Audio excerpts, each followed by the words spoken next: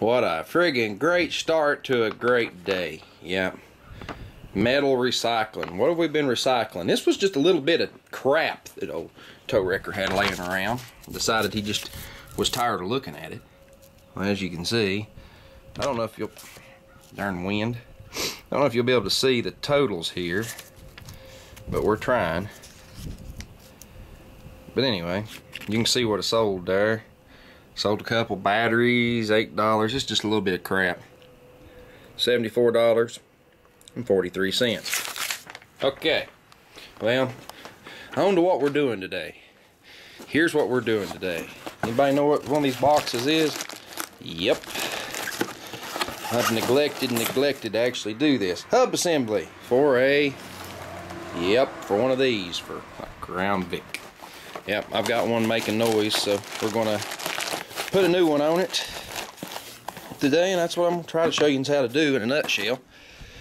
Ain't gonna go into great detail because I'm not gonna necessarily show you every single step, but as far as getting the brakes off and the rotor and stuff off, if you really don't know how to do that, you can look at my video on how to do a brake job and see how to do it, and you know, go from there. As far as jacking the car up, got a video on that. As far as taking the wheels off, popping the hubcaps off, etc., etc., there's videos on that. One thing I need to truly show you is how to replace the bearing itself. So that's what I'm going to do. I'm going to get started, and I'll show you some more in a little bit. Well, hello, boys and girls. If you don't know how to get it this far, watch a video on the Tow Wrecker channel. That's TOWRECKER. Go over and look. I got a full brake job video over there. It's an hour and a half long, I believe, on this car. Shows you in detail. Well, anyway, to make a long story short, I'm going to go over this. If you know how to do your brakes, you see those two slides right there. There's two bolts that goes in those. That's those little bolts. Come on, focus. Right there. Those two little bolts. Take those out. Pop the caliper off the rotor, okay? Then, to get this far, there's two bolts that come in through right here, through these two spots. You take those off in the back, it takes that bracket that the caliper's laying in. It takes it off. The caliper bracket is actually the nut. The bolts go through here. But like I said, that's on the Tow Wrecker channel. They make a tool to remove these. I'm not going to show you the tool to remove these. I'm showing you the poor man's way. This is a $150 bearing, okay? Most people don't have the $150 to buy the bearing.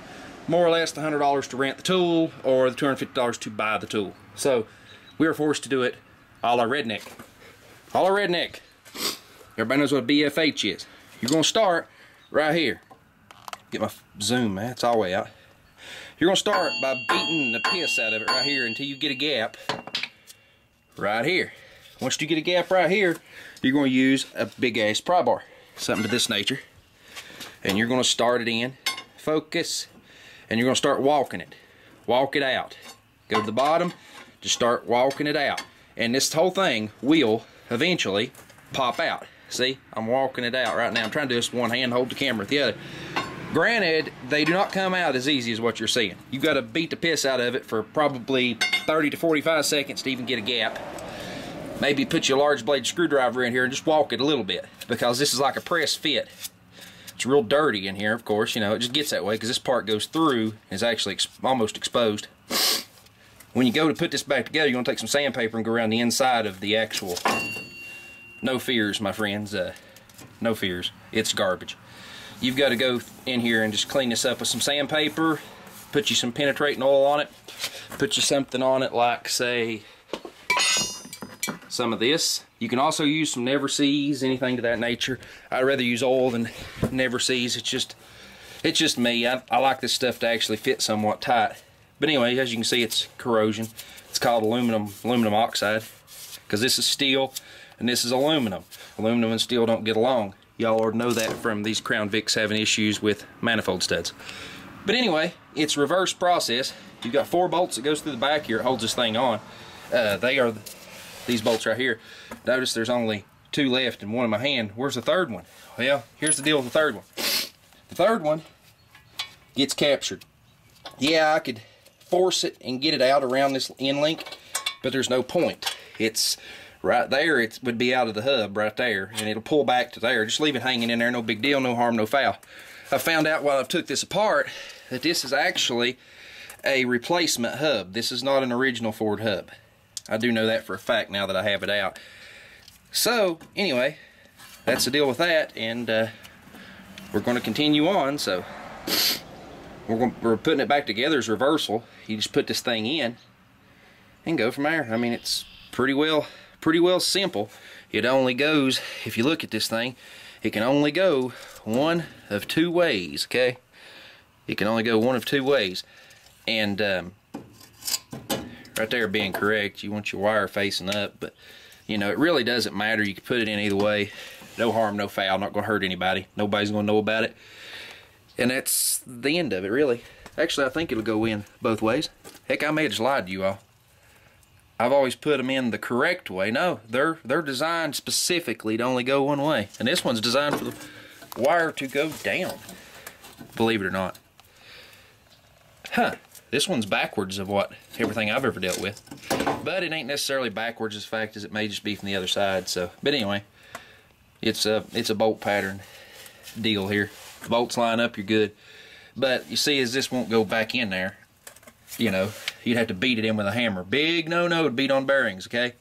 This one is, you hear it? Yeah, you can't really hear it, but it sounds like crap. It's trash. You know, so beating it out's no big deal. You have no reason to be removing this unless you're replacing it anyway. So, anyway, you put it back together, you put your 4 bolts in the back, tighten them up as tight as you can get them. I'm sure there's a torque spec, but tighten the piss out of them, you'll be good. You know, tighten them to, as tight, if not tighter than a lug nut, you'll be good. Let's see. And then put your brakes back on, boom, you're done. You got to chase your ABS wire, which some of these come with a wire that unplugs, some don't, but you follow this wire, you keep following it, and it comes up to, it's right here. It's one of those. It's actually, it's this one right here, the far left one of those 3 wires is one it is, but you can just follow the wires. The new one comes with clips, etc. I'll show you it, I'll show you this once I get it completely out, and I'll show you the new one.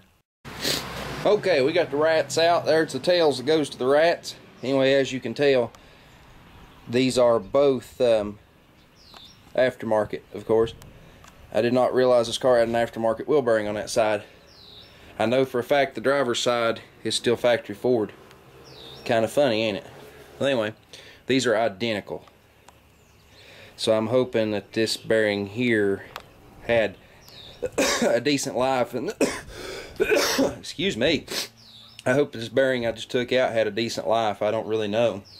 I know that I've drove it 30,000 plus miles before it ever had issue. I'm hoping it's been in there a while, because I ain't saying much for this one. Anyway, it's got a warranty on it, so if it goes bad, I hope it does it in a year. But anyway, I'll show you more after I get it put back in. You know, you got to take all these little doodads and clips loose and all this bunch of hockey crap. But if you get up on the, even clear up on the frame, all these clips, you can jerk the clips clear out, break them, whatever you want to. The new one actually, yours may not, but the one I bought comes with all new clips, including the little clip that goes on the edge of the frame there, which I actually undone it and done all of them, but it comes with all the new clips. So anyway, it's just a reversal. Put it back together. More to come.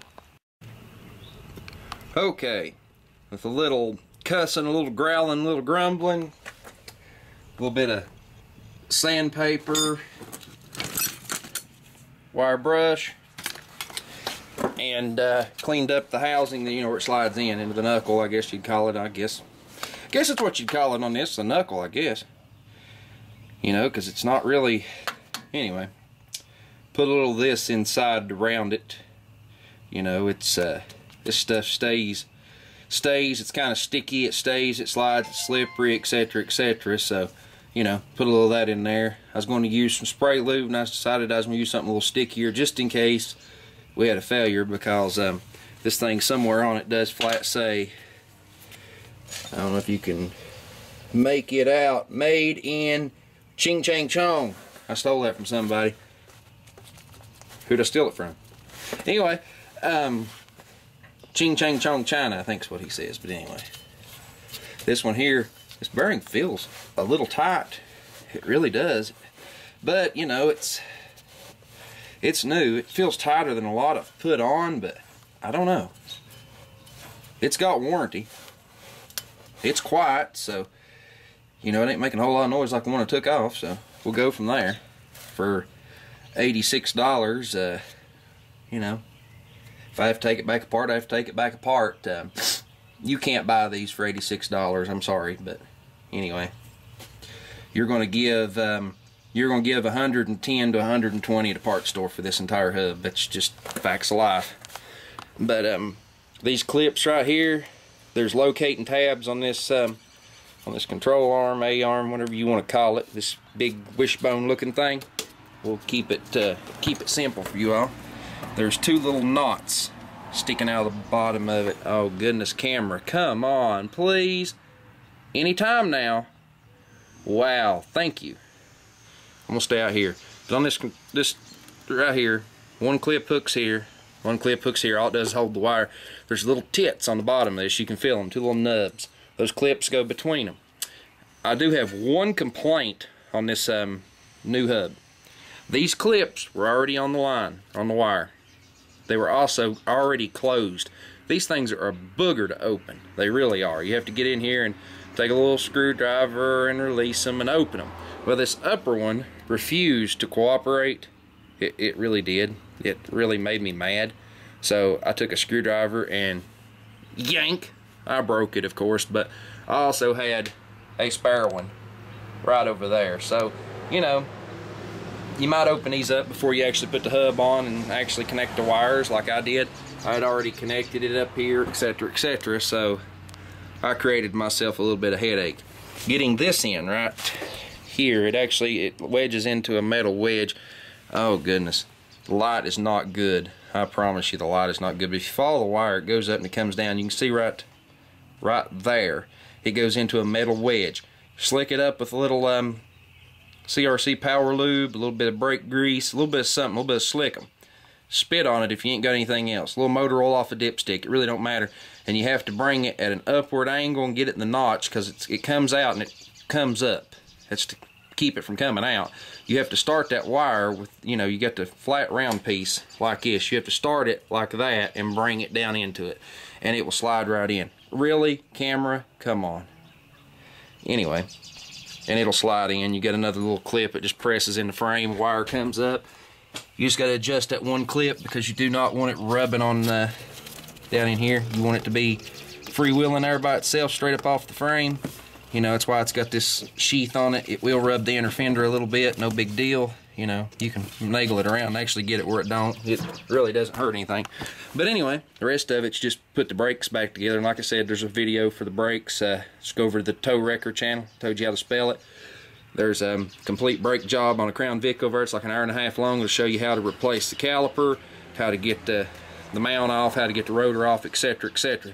If you honestly don't know how to do it and you're going to replace this hub, you need to watch that video, because if your brake pads are not in good condition, you know, you need to plan on doing a brake job when you probably tear into it, unless you've just had your brakes done or done them yourself. And if you've done them yourself, you know how to take it apart.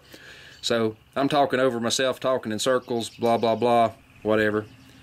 Like I said, it's pretty simple. I showed you the redneck way of getting it off. There's also a redneck way of putting it back in. You know, this will fit tight. This is a tight fit. You got two choices. You can peck on this. I really don't like that idea. But there is another way of actually doing it, and that's to use a flat piece of bar to come across through here. And if you've got a flat piece of bar that's about that thick, it comes up, you can hammer on that bar and hit this flange. There's absolutely no holes in this darn thing, like there is like in the rear axle, you know, to get the bolts, the retainer bolts out, like on a 9-inch or whatever else. There really should be. There should be a hole in this to install the darn thing. But you know, it is what it is. You can also use a C-clamp. I've seen people do that, use a C-clamp, come around and pull it in from both sides. But once again, you're putting pressure on this bearing. The way I actually put this one in is I cleaned that up and slicked it up and everything. I took this hammer right here, and I'll tell you, this ain't the right way of doing it. I went like this. I pecked it that hard, and I went like this. I went peck, peck, peck, peck. I did not hit it hard, did not hit it enough to hurt the bearing in any way, shape, or form. But like I said, that's in a world of perfect. This one went together great. So you do not want to hammer on this, okay? Do not beat on it. You can peck on it to get it to go in without any harm. But do not, whatever you do, do not beat on it. But anyway, that's how you replace a hub. See ya. Okay, we're going to conclude this video with the fact of what you need to do after you do this install. If you see down there, you can see my big old clodhopper brake pedal. Press it about that speed. I don't know, press it 6 or 8 times. And the reason you're doing this is the same reason you do it after a brake job. You want to push the caliper that you actually had to press in a little bit to get off with a screwdriver. You want to push it back out to where it's supposed to be, because you know, you throw the car in drive or throw it in reverse and drive for, I don't know, a few hundred foot, and then come up to a stop sign or a car stop in front of you, you hit your brakes, they go to the floor and the car don't stop. So you got to pump your brakes up. Well, this is the most satisfying part of a repair, what we're fixing to do. We are going to take it for a little test drive and see if that indeed quietened down the noise I had. But you know, the noise I had, it sounded like wind. It sounded like an air leak in the car. It sounded like you had a hole in the floorboard. It's about what it sounded like. Well, I know for a fact there's no holes in the floorboard or any air leaks of the nature, so I know it was the hub. I spun the hub to prove it. Let's see.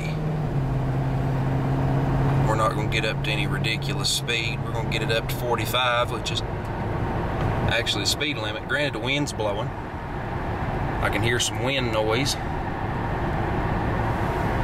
but I do not hear that bearing. I do not hear that bearing at all. The sound is gone. The car is quiet. The steering is actually better. That bearing was loose. I mean, it had wear in it. You could set and take a pry bar and wiggle it a little. It had some play. It actually has had some issues for a while. I just neglected to fix it. Actually, when we went on a road trip last fall to see Pisser, is when that bearing went bad. It's when it started making noise and the car got a little wampus on the road. Nothing bad.